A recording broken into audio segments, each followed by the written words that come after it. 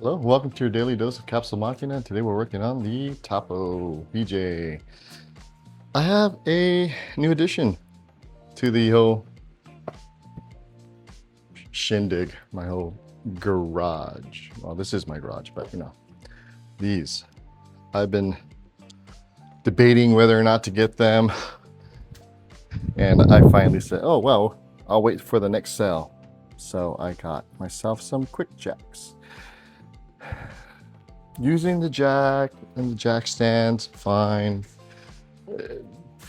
Many years of using that, but now I'm older and bending over sucks. So if I can make my life a little easier as far as just doing maintenance on these things, like the dailies, and just being able to get under there quick and be safe about it, and all four wheels come up versus doing one side and the other and guesstimating, and QuickJack just was the answer. So it fits under the Toppo. I haven't lifted it up yet. I just kind of prepped everything right now. I'm gonna set up the blocks and then lift it up, see how it goes. That exhaust, it sounds disgusting. I can't stand it. Maybe if I had a silencer, might help. So I'm gonna remove it, put the stock one back on, try and fix that crack in the catalytic converter with some JB exhaust system sealant. Figured it's $8. Can give it a try before I take it to get welded. Put the stock one back on, because I mean, it's not gonna be fast. But the good thing about that exhaust is everyone hears me, and the bad thing too, everyone hears me. It's just kind of like the same idea of motorcycles and their exhaust. Yes, it does add a performance aspect to it, but also you can be heard, you can be seen. And seeing how small this car is and how I can kind of fit in between or under some of the pickup trucks that are roaming around Central California, that was kind of a nice thing. But I can't stand it. I'll be real with you. I was hoping for a deeper groan. It's really high pitched and obnoxious. But like I said, I think with a silencer, it may be better. So I might find a generic one, see if it'll fit, and then take it from there. I mean, I have it. And all in all, I was about $100 into that exhaust and some times, which is no big deal to me. It's a live and learn. It's an experience. This is all new to me.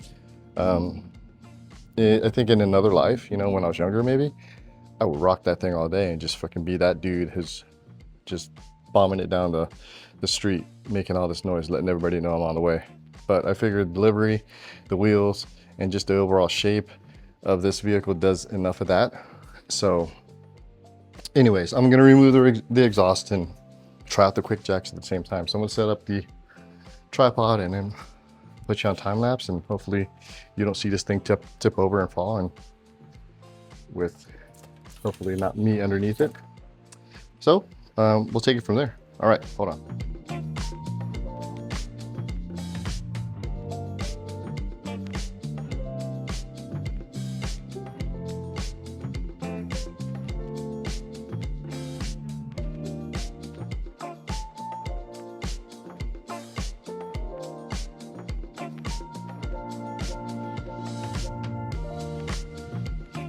Well, there you have it. It took me a little bit to figure out the locking mechanism, because I thought you would just click itself in place, but I had to make sure this silver or metal part, colored part, was up high enough to where it'll lock into these locking areas. So did a little shake. What I'm gonna do is let it sit for a couple of minutes before I get under and start replacing the exhaust. So, peace of mind thing, even though I do feel it is safe. But yeah, being the first time and I'm just checking things out, making sure, placement's where it needs to be. It's great. All four wheels are up. When it comes time for me to do the front struts, it'll be a heck of a lot easier. What I gotta do is loosen up the lug nuts and then put the quick jacks on and boop, boop, boop. Screw, screw, screw, da, da, da, magic, witchcraft. And voila. Cool. Again, I'm gonna wait a couple minutes or so. I'll be back when I feel safe about it, and then we'll take it from there.